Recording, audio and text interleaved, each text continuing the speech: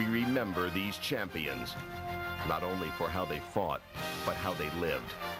Their stories are cemented in time. A rowdy young nation made him its first sports hero. John L. Sullivan backed up his boasts with iron fists. In a life scattered with pain, in a storm of prejudice, Jack Johnson never relinquished his pride. He was a violent athlete who did not know compromise. But in life, Jack Dempsey was a man of so much charm. This quiet force for change, with his dignity and determination, Joe Louis turned an insensitive nation suddenly colorblind. There was, it seemed, little method in his ring madness. But Rocky Marciano was from a place where substance ruled over style. He made the sport a ballet. Muhammad Ali put a human face on a brutal game. We take a look at boxing's legendary heavyweights as they have never been seen before.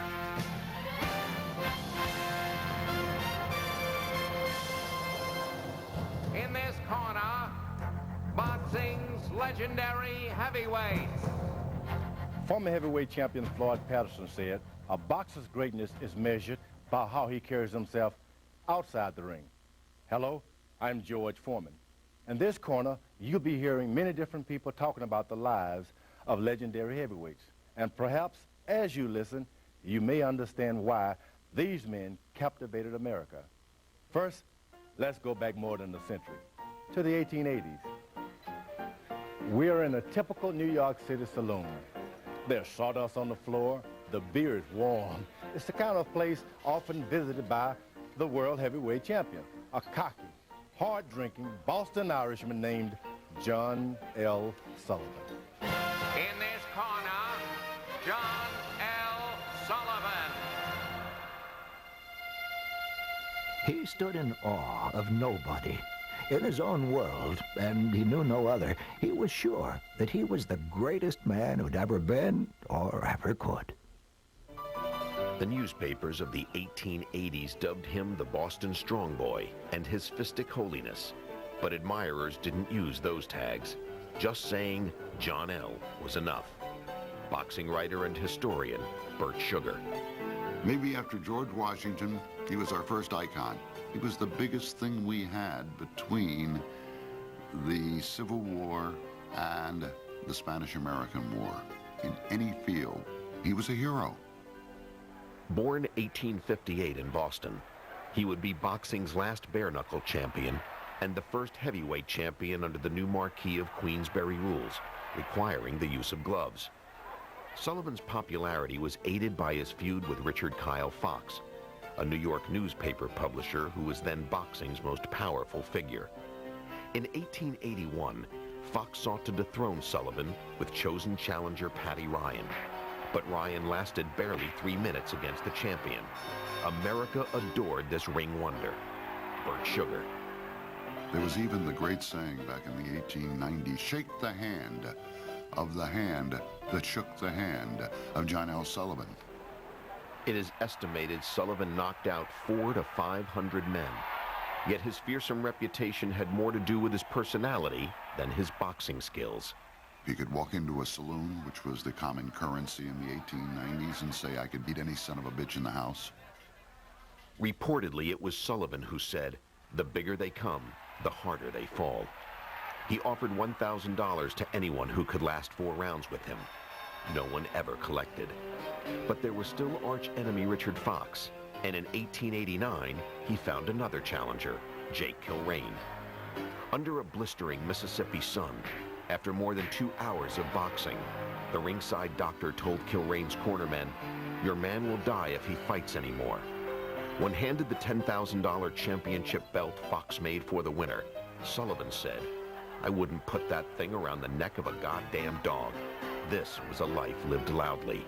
Historian Hank Kaplan. In those days, if you can go to a tap room and guzzle down a quart of whiskey one day and then fight the next day, some people thought that was great. And this is the kind of an image that he developed, that he could drink like hell and fight like hell. As vicious as Sullivan could be, he nonetheless detested bare-knuckle fighting. By preferring gloves, he inadvertently helped boxing. Writer-historian Jack Fisk.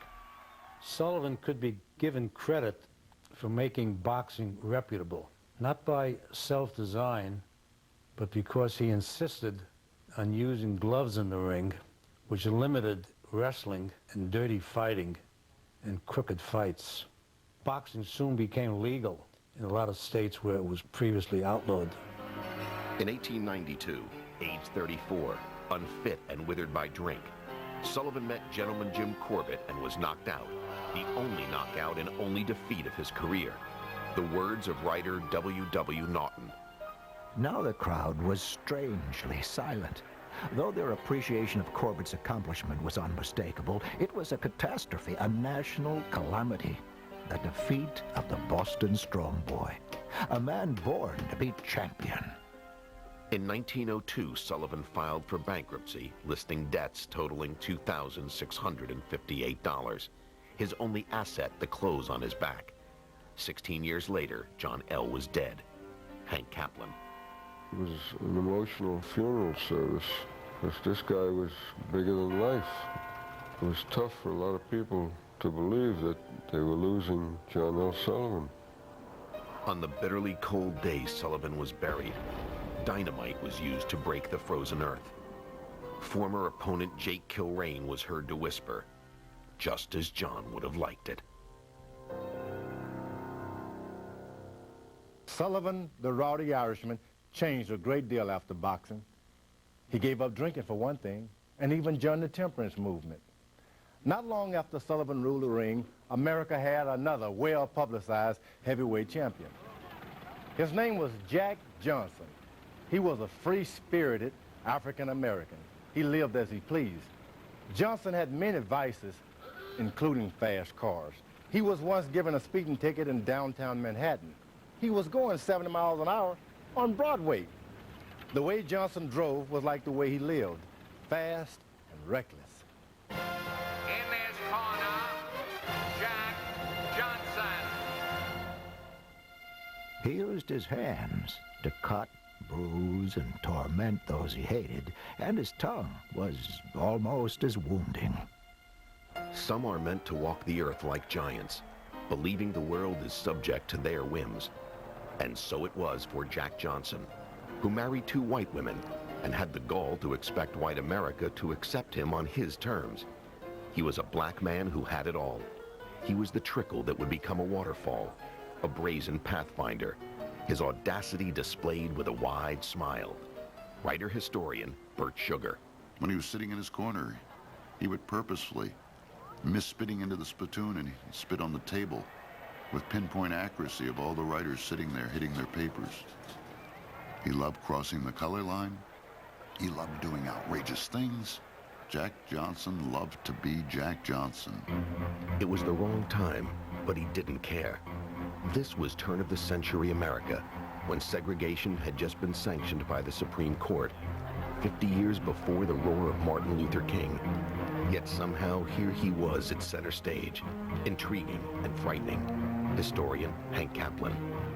America has a long history in being bigoted against and prejudiced against the black man.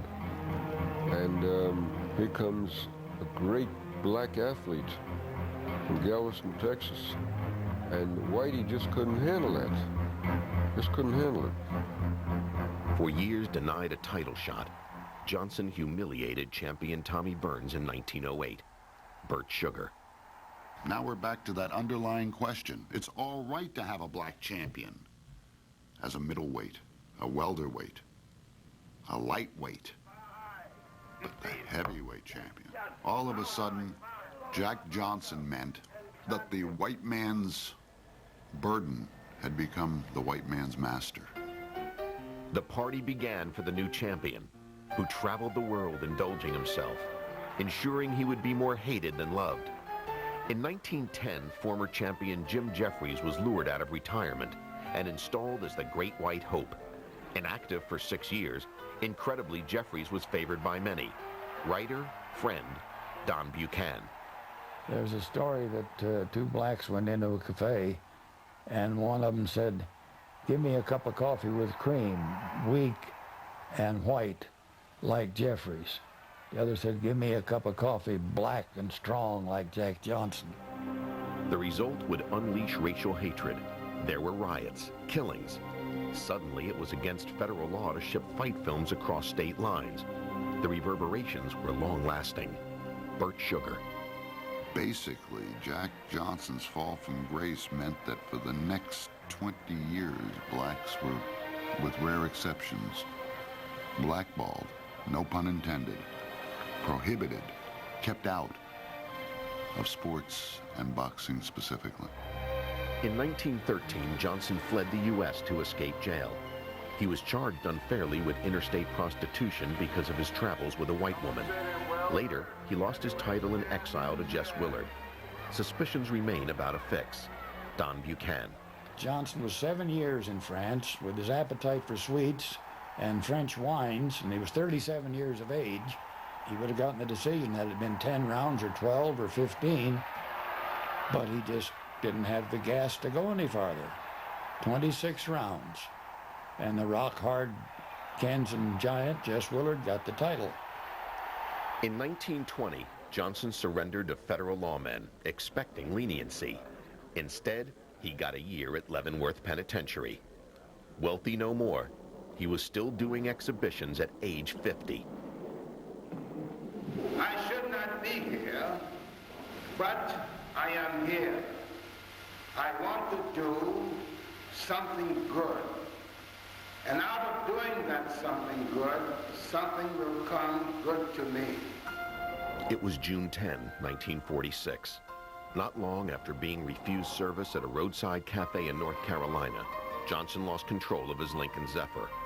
The car was traveling at a high speed when it slammed into a power pole. He was 68 years old. As it happened, there was no second chapter in his life, just silence after the cheering had stopped. He managed to achieve greatness as a boxer, but it could be said he achieved something more as an American pioneer. Johnson often made the newspapers with all his speeding tickets, and the papers usually reported the make of the car. Word got back to Henry Ford that Jack Johnson had made the news again for driving his Ford too fast.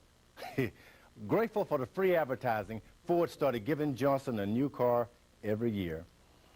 With his fast living, Johnson was merely ahead of his time. By the 20s, when the sale of alcohol was banned, all of America seemed to be in the mood to party. Speakeasies like this sprung up everywhere, and sports was never bigger.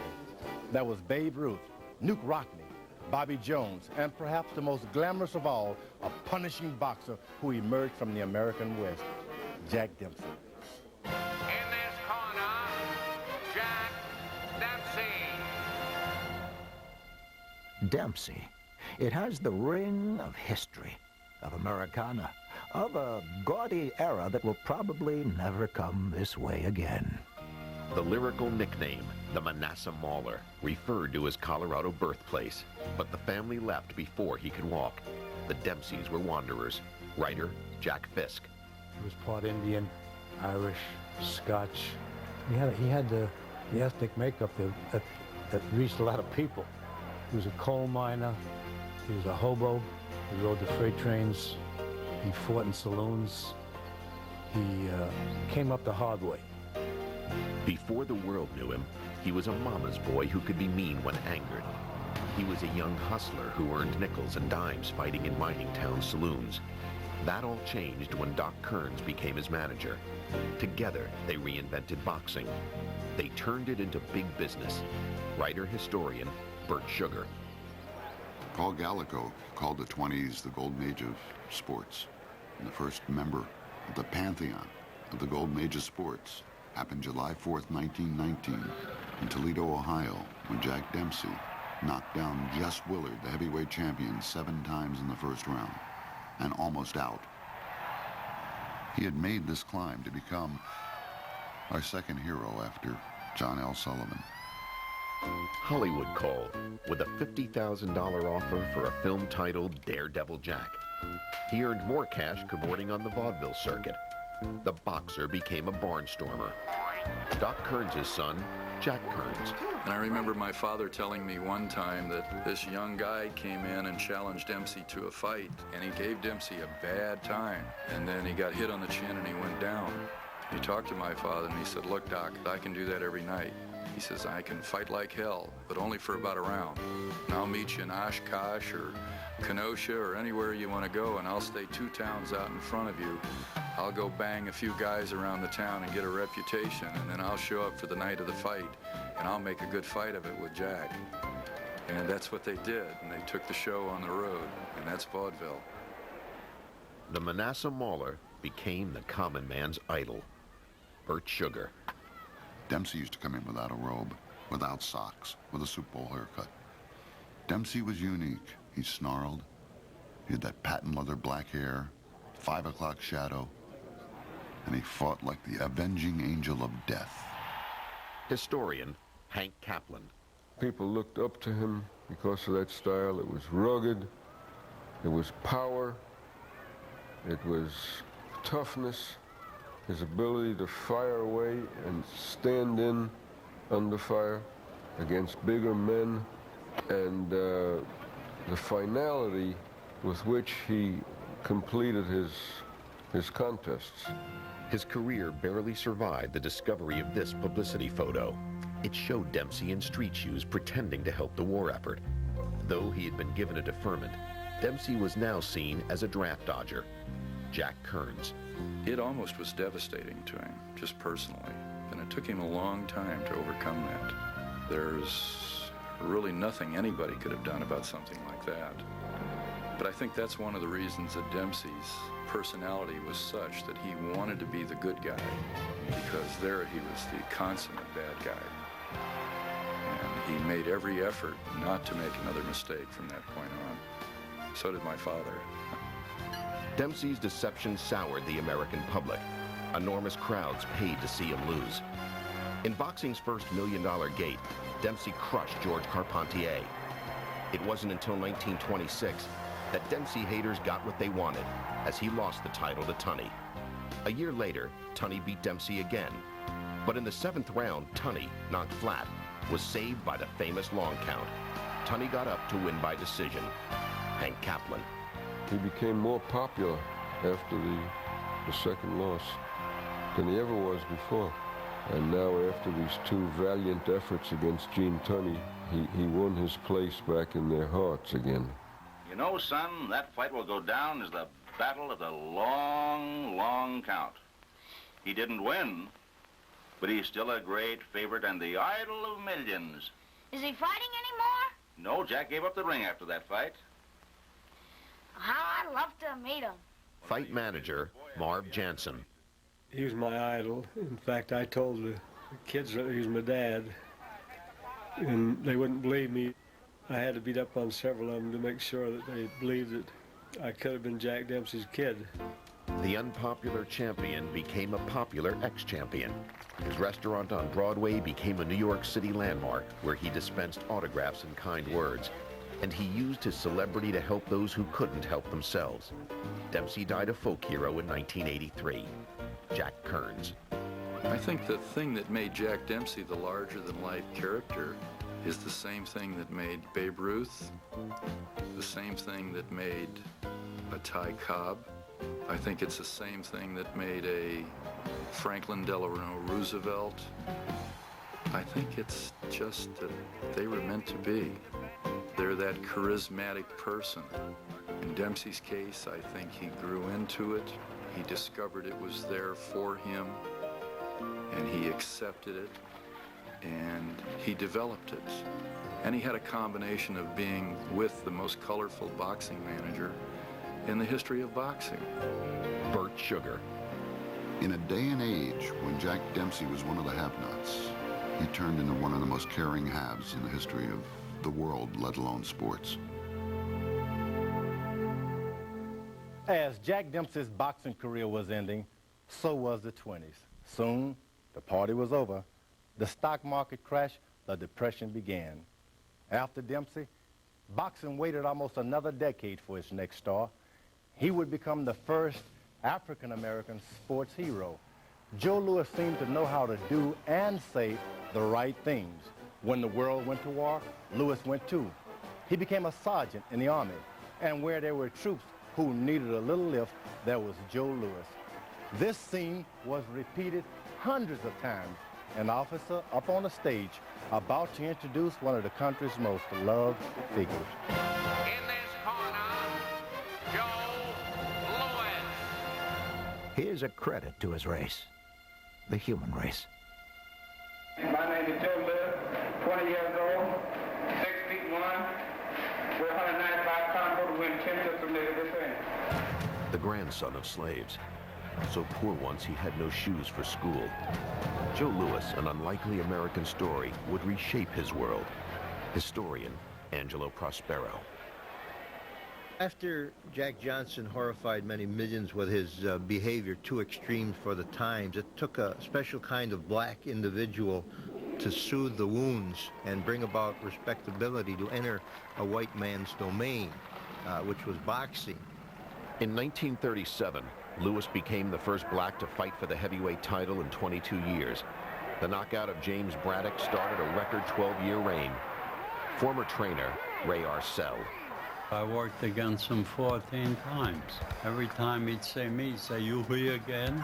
Joe Louis was in there for one purpose, to knock your brains out. And he did. And you learned from him. You saw things there that you couldn't believe a guy would do. But he did it. And he had the uncanny ability to be able to knock you out with a jab. He could punch. He had power. I hated to see him lose, even though he was fighting my fighter. The heavyweight championship belongs to this guy. He made it. Louis won 63 of 66 fights. He won with dignity and humility. Wrote Jimmy Cannon, "He ducked no one and bragged less than any champion I've ever known." Trainer Eddie Futch. He wasn't boastful. He was good and he respected people. He was inspirational because he conducted himself so well in public. People were proud of him because he was a good role model. Joe Louis is one of the friendliest fellows you'd ever want to meet, outside the ring, of course. Before the confrontations in Montgomery and Selma, before the March on Washington, before Martin Luther King and Malcolm X, there was the quiet strength of Joe Louis. Burt Sugar. Had it not been for Joe Louis, we probably wouldn't have had a Jackie Robinson, in more ways than one. When Jackie Robinson ran into trouble in Fort Riley, Kansas, for not moving to the back of the bus because some bigot had told him to, who counseled him? Joe Louis. He probably was the first black athlete to transcend being a hero only to one group of people. In 1936, in a shocking upset, the undefeated Louis was knocked out by Germany's Max Schmeling. 2 years later, the rematch was a taste of the ugliness that was ahead. Louis remembered the time. People were telling me how Hitler was saying that a good German could beat any color man. With Hitler's rise and his dream of a master race, with war about to explode in Europe, the 1938 Louis Schmeling rematch became a contest of political ideologies. American democracy versus Aryan superiority. Louis even got a pep talk from President Franklin D. Roosevelt. He felt my muscles and said that, well, these are the kind of muscles we're going to need to beat Germany with. In this fight, Louis was not a black American, just simply an American. I hope this doesn't fail me. Tied him up with a clinch and rope round. He's back against the ropes again. They're not too close to the rope. Louis out, and Louis missed with a left swing, cut in close, one of the hard right overcut, and a right to the jaw, and again a right to the body. A right, there it is going down. Schmeling, one sports writer wrote, was caught and mangled in the whirring claws of a mad and feverish machine. The bout lasted 1 round. German radio cut transmission before it was over. Burt Sugar. Louis carried the hopes of everyone against Hitler's master race. Black, white, Christian, Jew. It was a magic moment in the history of sports and the sociological history of our culture. Here are your orders to report for induction to the United States Army as a private. Anxious to do his part, Lewis volunteered in 1942 and became the only man to serve in the military while heavyweight champion. This is an official message from the War Department to all you men and women who turn out equipment for our Army and Navy. I want you to meet one of the greatest fighters of all time, Sergeant Joe Lewis, heavyweight champion of the world. Sergeant Lewis. I wish I could talk face to face to all you folks who are waiting for the war. I got an interesting job in this Army. I go around to Army camp and give boxing exhibitions. Then I talk to our soldiers about training. I try to tell them all about building up big muscles. Fighting is their job and they don't complain. Working is your job, so work hard. As a soldier, Lewis traveled some 70,000 miles visiting hundreds of military camps and donated over $100,000 of his earnings to the Army and Navy relief funds. Well, I'm not working for nothing. I'm working for my country, and I think that's about the greatest piece of work that anybody can do. Lewis was in his athletic prime when he gave 4 years to the military. He entertained more than 5 million troops. He fought in 96 exhibitions, but he didn't accept every invitation.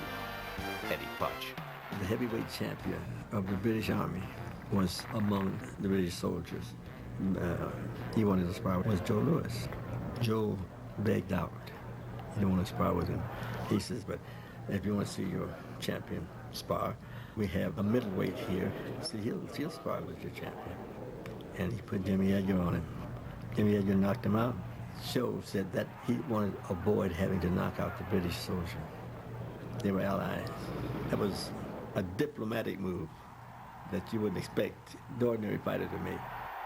Lewis, wrote Jimmy Cannon, was a simple man with little education, but the truths he uttered gave him a special radiance. We're going to do our part, and we will win because we are on God's side.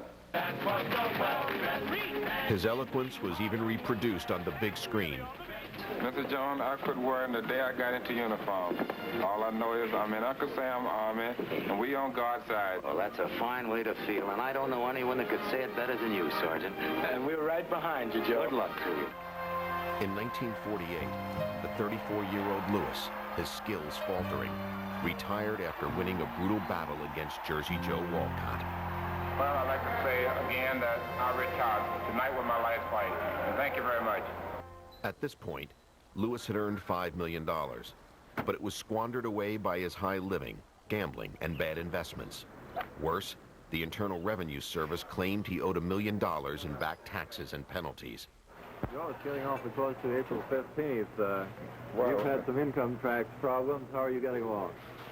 Well, on my president's tax, I'm getting along good. So the back tax, but I'm not doing so good on. I'm still behind. About how much behind, Oh, Joe? I don't know. I think the packet, by the end of next year, it'll probably be a little bit more. Last time I heard from the government, it was over $1 million. And it keeps building year by year. Yeah, that's right. Lewis could not pay the IRS, but he was never compromised by his financial circumstances. Matchmaker Teddy Brenner. And Joe, when he had no money, he was offered $50,000 to do a soft drink ad just to use his picture on a billboard in South Africa. And even though he didn't have any money, he turned it down. In 1950, the money problems forced Lewis out of retirement. He was 36, doing the job he knew best. A year later, a new boxing star ended this legend's career. Lewis is holding out. He's in real trouble. Marciano has Lewis holding him. Marciano looks to the left. Let's go right to the jaw. Left hook to the mouth by Marciano. And Marciano is now with a left and a right to the jaw. He nails Lewis with a right to the head, a left to the body, a left hook down to Lewis. Lewis is down again. Lewis is down outside the roof. It's all over. Ruby goes in and stops. It was among the saddest nights in sports. Historian Angelo Prospero. I went outside of the garden. I was a little depressed because it was really the end of a career. I really idolized him, and lo and behold, coming out of the garden with a couple of his buddies was Joe Lewis. And I went up to him and I said, Joe, I'm a great fan of yours. I'm sorry that you got beaten. He says, don't worry. I knocked out a lot of guys myself. And he turned and walked down with his friends, and looking back just once to see his name in lights on the garden marquee, which probably would be for the last time. His debts kept him on a treadmill. He took quick cash in pro wrestling. Later, the man some consider the world's greatest heavyweight was greeting gamblers at Caesar's Palace. In 1981, at age 66, Joe Louis, the Brown Bomber, was gone, and the world said goodbye. Angelo Prospero. Joe Louis today is buried in Arlington Cemetery with the great heroes of our country. And it's very deserving because of what he did, you know, for our country. Joe Louis wasn't a black champion. He wasn't a white champion. Joe Louis was America's champion. America took him to their heart, and they exalted his victories. They took this black Moses to their bosoms, you know, as one of their own. They worried with him over his tax problem. They agonized, you know, over his illnesses, you know, and even when he died, it brought about profound sorrow, you know, throughout the world. I think America had a love affair with Joe Louis because Joe Louis loved America. Soon after leaving the ring, Joe Louis was reminded of the many fans he had across the country. His tax problem became a matter of national interest, and in 1954, by an act of Congress, his debt to the Internal Revenue Service was forgiven. America's next legendary heavyweight told his friends he would not end up penniless like Joe Louis. Rocky Marciano was from a small working-class town. He loved sports, his family, and a good Italian meal. And foolish was the man who would try to cheat him out of $1. In this corner, Rocky Marciano. He would bleed without protest and ache without complaint if he could be called champion. Obscurity was all he feared. I'll tell you a story about the kind of guy Rocky was. Publicist Murray Goodman. I brought him up to Rochester, where we gave away the Hickok belt. And Ray Hickok fell in love with him. And he gave him 100 gross of the little miniature boxing gloves. The next week at camp, Rocky was selling him for $1 a pair. He was, I wouldn't say cheap, but that was his upbringing. Matchmaker Mel Greb. If he could eat 3 plates of spaghetti, I would have to pay for it. Let me tell you something. He ate 4 heaping bowls of spaghetti, 2 bottles of wine, and that's a pretty good appetite. And I did pay for it. Longtime friend, training camp member, Nicky Sylvester. He chased me at the lobby of the Belmont Plaza. I says, "What do you want?" He says, "I gotta have some money." I says, "For what?" "To tip this bellhop." I says, "Well, I don't have any money." And I think all he gave that bellhop was $2 lousy for about 16, 17 pieces of luggage. And we got to the training camp. I says, "Mark," I says, "you should have given the guy a $5 bill." And he says, "Why don't you please shut up and I'll take care of things?" I said, "That is terrible." Longtime friend, Izzy Gold. I remember once we were in New York, we weren't invited out to eat that night. We didn't eat because Rocky wouldn't spend the money to eat. That's how he was. But if you asked him for $20, forget it. Ask him for $200,000. What do you need? What kind of a deal's cooking? He didn't think small, let's put it that way. But if you owed him money, he wanted it. Something terrible, fierce for that dollar. But you know something? I admired him for it. He could not be described as graceful. Even his trainer, Charlie Goldman, refused to conceal the obvious. Said Goldman, he was one of the clumsiest fellows I ever saw in the ring. Rocky Marciano did not appear to have the height or size of a legend in the making. He was 5'10", around 185 pounds. But Marciano had a frightening tolerance for pain, and a fury few have possessed. My mother says I was destined to be a fighter because I looked so much like one as a young kid. Looks mean anything? Look out for the Brockton Blockbuster. Born Rocco Francis Marciano, years later Marciano would become his ring name. He first dreamed of playing baseball. Then came World War II and the Army, the beginning of his experiments in the sweet science. So he came late to boxing, 24 years old when he had his first pro fight. He relied on a primal desire that reminded many of Jack Dempsey, Rocky's youngest brother, Peter. I think especially Italian people and a lot of times underworld people liked being around Rocky because he was everything that they wanted to be. Family friend, Pat Petronelli. Everybody wanted to be a fighter. All the kids were shadow boxing in town. They all, they all opened up little gyms. And the Italians especially in Brockton, they loved Rocky. Raised in Brockton, Massachusetts, the son of Italian immigrants, a child of the Depression who carried lunch daily to a father he'd see slumped over a shoemaking machine. Marciano wanted so much more, for himself and his family. Hello, boxing fans, wherever you may be, but especially to those in New England, I'm in good shape for this fight, and I hope I come through all right. In 1951, the future, Marciano, collided with the past, Joe Louis, age 37.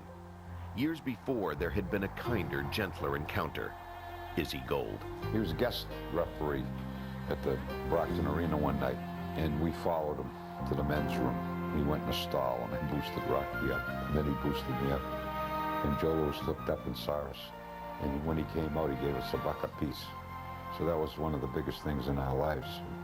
Little to be known that that kid that he gave the $1 to would knock him out later on in life. It was amazing when you think about it. In 1952, opposing heavyweight champion Jersey Joe Walcott was a test of pain. Izzy Gold.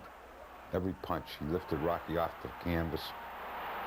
I don't think any living human could take the punishment that Rocky took that night and still win the fight. It was unbelievable.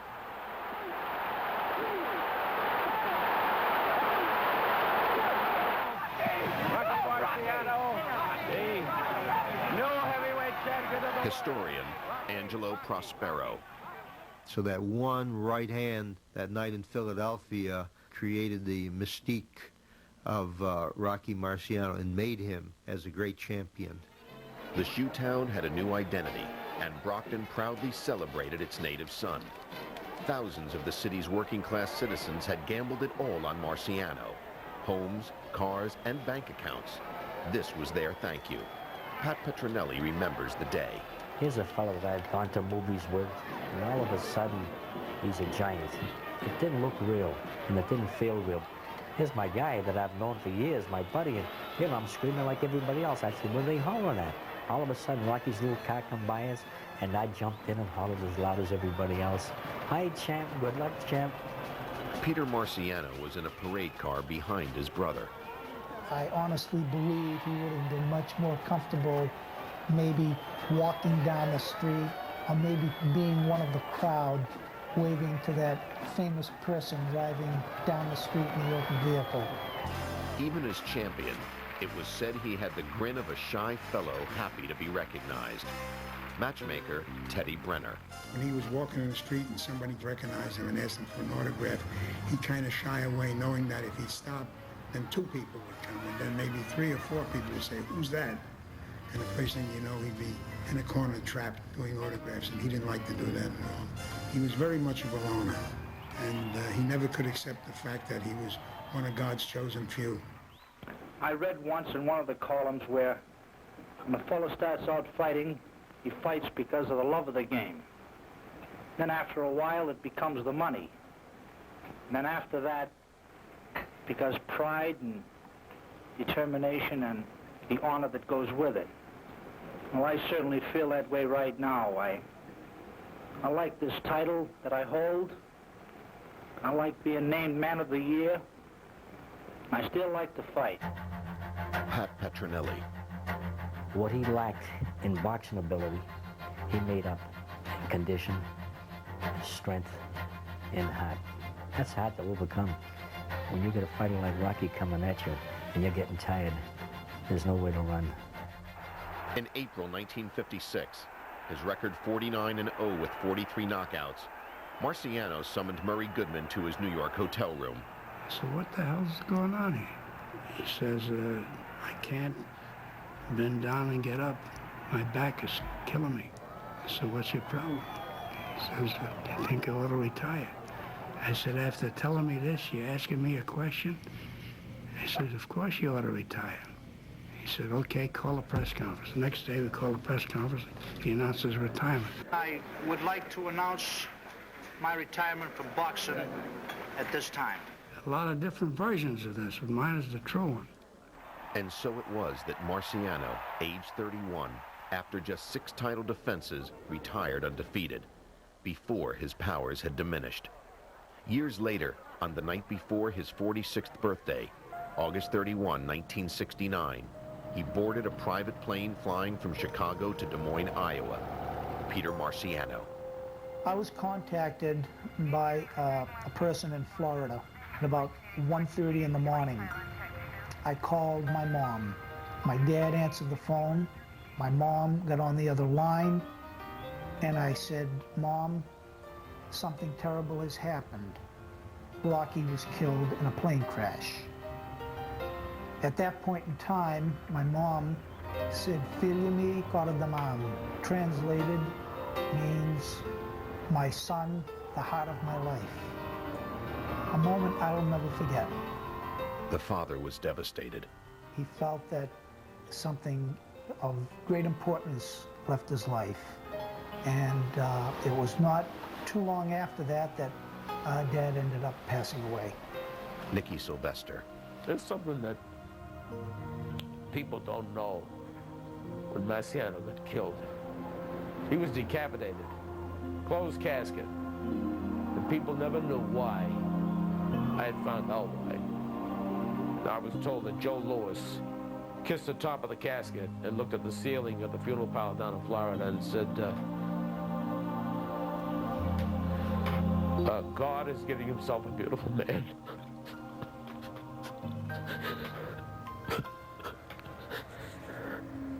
Amazing. Really amazing. Should never have been. Izzy Gold. I think of him all the time. It got so now I can't even watch his fight films. It was a terrible shock in my life. Marciano appeared to attract pain because he so often walked into punches. But he compensated for a lack of artistry with round after round of relentless attack. Perhaps Rocky Marciano endured when others did not, because what he feared far more than the pounding was the possibility of losing. The fear of being something less than the heavyweight champion of the world. He never changed. From the time we were kids, he never changed. He was Rocky. Marciano was a private man, and often his heart and generosity were concealed. In 1949, early in his career, he knocked out Carmine Vengo, but Vengo suffered brain damage. Marciano was so distraught, and he made sure all the medical bills were paid. But he insisted no one know he was doing it. The fight disturbed him until the day he died. From the sleepy 50s, America stepped into the stormy 60s. An unpopular war ripped the country apart, and at the center of the turmoil was the heavyweight champion of the world, Muhammad Ali, who did what he thought was right. Ali was a sensation. As the world was getting smaller, he kept getting bigger. In this corner, Muhammad Ali. History may never determine if he was a better fighter than Dempsey or Lewis or a few others, but no boxer ever dominated the sports scene like Muhammad did. I'm a pitch of confidence. I'm the greatest thing. I'm the resurrect of the fight game. You are. If it wasn't for me, the whole thing would be dead. Quickly, he turned boxing upside down. Quickly, he became a spokesman for a rapidly changing society. But few messengers had this kind of appeal. We look at Miss World, we see white. We look at Miss Universe, we see white. Even Tarzan, the king of the jungle in back Africa, he's white. The boxing ring was always too small to contain the force of this personality. He became so much more than a gifted athlete. His following cut across every human category. He was loved by the old, and he was loved by the young. Ali's former business manager, Gene Kilroy. Muhammad Ali is an individual who always had time for the poor, the powerless, the depressed, the deprived. I remember one time at the training camp, a little boy came by, and Muhammad asked him, "Why are you wearing a skull cap? It's so warm out." And the kid took the hat off, and he was bald. He said, "I'm sick and I'm going under chemotherapy." And Ali said, "What's wrong?" He said he had some type of cancer. And Ali said, "Well, you're going to be okay, and God will look out for you, and I'll pray for you." Well, about 2 months later, I got a call, and the boy's father said, "My son's in University of Pennsylvania Hospital, and it's just a matter of time." So Ali, the next morning, he and I drove down the Pennsylvania Turnpike, and when we walked in, the little boy was laying in the bed, and the little boy said, "Muhammad, I knew you would come to see me." He said, "Ali, I'm going to be with God, and I'm going to be able to tell him that I know you." He will be remembered for his boldness, for his elementary poetry, modern literature that was meant to make you laugh. Float like a butterfly and sting like a bee. Rumble, young man, rumble. Get and run away and live to fight another day. Well, if you want to lose your money, then bet on Sunday. Muhammad was a lousy poet. Ali trainer, Angelo Dundee. But the thing is, it was different. It was unique, coming from a fighter. In fact, the Poet Society wanted to meet him.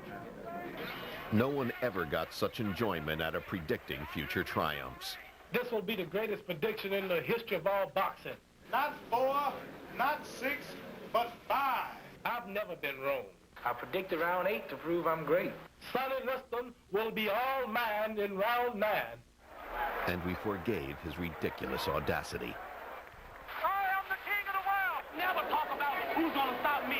Ain't nobody going to stop me. And I just turned 22 years old. I must be the greatest. I'll fight that chump in a telephone booth. I'm a bad man. I took up the world. I took up the world. Even during his nearly 4-year exile from the ring, the result of his refusal to be drafted, Ali remained a human magnet. Ali's physician, Ferdy Pacheco. He was trying to talk to 2 English promoters about fighting maybe in England. And they said, "Well, you've been gone for 3 years. You think anybody remembers you?" And they were in New York on Broadway. And Ali said, "I'll tell you what, how much money have you got in your pocket?" And he said, 1,000, whatever it was. "I bet you that money that I'll get out here at this street corner, and I'll walk to the next street corner. I won't say a word. And if I don't stop traffic by the time I get to the next street corner, I'll pay you the 1,000. By the time he was at mid-block, he was mobbed. By the time he got to the corner, the cops had to come start breaking up people, so the taxis and things had to go through. He was enormous. Ali will be remembered, too, for his public displays of courage, for his undaunting faithfulness to his religion and to his race. Even if it means facing machine gun fire that day, I will face it before denouncing Elijah Muhammad and the religion of Islam. I'm ready to die. We are striving today for freedom, justice, and equality. And as a matter of fact, the whole world is fighting for freedom, justice, and equality. Boxing writer Bert Sugar. There's a man who believes, and he was willing to give up everything for his belief. How many people can you say that about? I've turned down $8 million in movies, commercials, advertisements, endorsements before draft haven't came up because of my religious beliefs. Mr. Clay, when Muhammad Ali, sir. Mr. Clay Muhammad Ali, or sir. Mr. Muhammad Ali, either Yes, one. Just Muhammad Ali. When you appeared before this commission before, if I recall correctly, you said you were the people's champion? Yes, sir. Do you think that you're acting like a people's champion? Yes, sir. Daughter May Ali. I admire his consistency in his religion, his religious faith. I admire that more than anything, more than his boxing. He never forgot his purpose. He was saying back in the early days, God gave me this talent to box so I could be an influence to other people. The number one greeting in my faith is peace, and that is Assalamu alaikum. Ali was never disheartened by his punishing profession. He wasn't interested in its tragedies. He lived for comedy. They like different music. The Chinese like that pling ting tang tong tong ting ting ting tang tong tong. If you ever fight Will Chamberlain, how will it turn out? You know what'll happen? Know how it will sound? Know what you hear over your radio? Timber! Puerto Ricans playing his music. So a man like George that comes out with those big... And we doing our stuff. Good God, can't stand it, baby. Who made me? Woo, ah, baby, don't leave. Ferdy Pacheco. When it came to humor, he was the funniest of any heavyweight champion in the world. I mean, funny all the time. Come on, girl. We in Manila. He knew how to take a situation and extract the humor from it and put everybody at ease because of that. And I want to show the world there really ain't nothing to you. Don't touch me. I'll beat your brains out. I won't eat none if you don't look at that. Look at that pretty horse there. Is that a white horse? See? Now stand up. Look over there. Stand up. You got to stand up over that field. See the big one down here?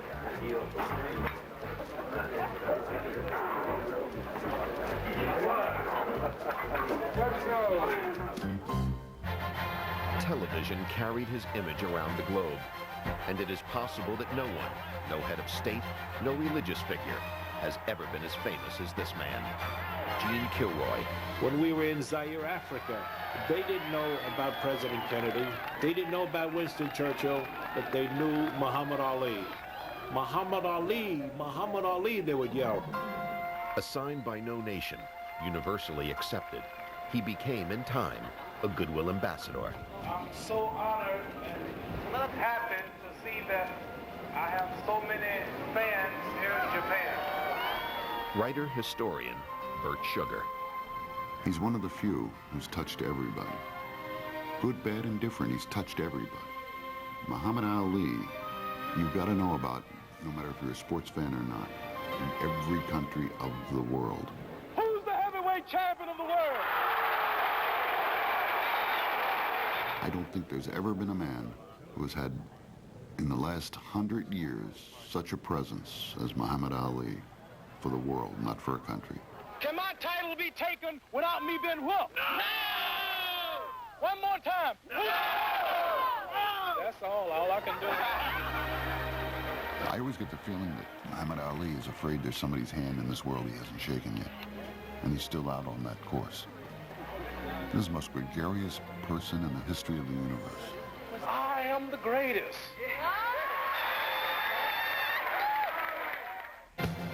So many have witnessed his glories. So many have shared his defeats. And now we choose to relish what once was. Gene Kilroy. He tells me about his Parkinson's syndrome, and he said, Gene, it could have been worse. A lot of great people didn't even live to be 50. I'm 50 years old. I've done everything. I have no regrets about boxing. I have no regrets. Nene Ali. My father's content, he's happy, his health is fine, his motor functions are slower, but he's a healthy man. And I would love for people to know that. We have traveled with Muhammad Ali on a journey that has been more delightful than sad. And the memories of this journey are too sharp to ever fade. Wrote Lee Montville, he made boxing his movable feast. Bert Sugar. What hurts today worse than I think anything is that those people, myself included, who've grown up with Ali, see him as an older man, which means we're older. So we blame his being old and our being old on him. And I think we should be more charitable to the man who gave us so much in his youth and kept us young so long. This is the legend of Cassius Clay, the most beautiful fighter in the world today. He talks a great deal and brags indeedy of a muscular punch that's incredibly speedy. The fistic world was dull and weary. With a champ like Liston, things had to be dreary. Then someone with color, someone with dash, brought fight fans a running with cash. This brash young boxer is something to see, and the heavyweight championship is his destiny. This kid fights great. He's got speed and endurance. But if you sign to fight him, increase your insurance. This kid's got a left. This kid's got a right. And if he hits you once, you're asleep for the night. And as you lie on the floor while the ref counts 10, you pray that you won't have to fight me again. For I'm the man this poem is about, the next champ of the world, there isn't a doubt. Here I predict, and I know the score, I'll be champ of the world in 64. If Cassius says a mosquito could pull a plow, don't ask how, hitch him up.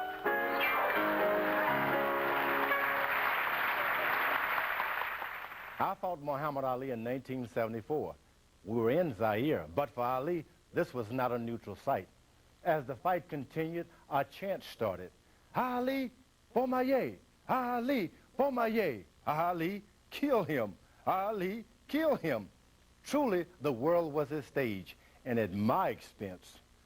The boxes we have shown you represent the American dream in all its variety. Two were the sons of immigrants. One was raised by pioneers seeking a better life in the American West. One was the grandson of slaves, another the son of a janitor, another the son of a Louisville sign painter. But they have much in common. These legendary heavyweights, they were men who dared to dream, who dared to try, and men who dared to be great. Thanks for joining us in this corner.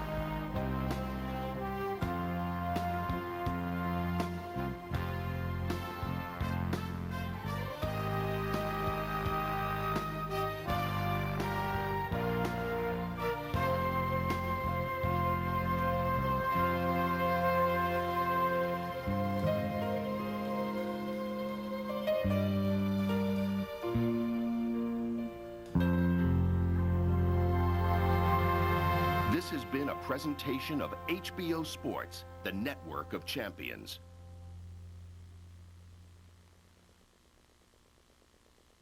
What does it feel like to take a shot from George Foreman, the hardest puncher in boxing history?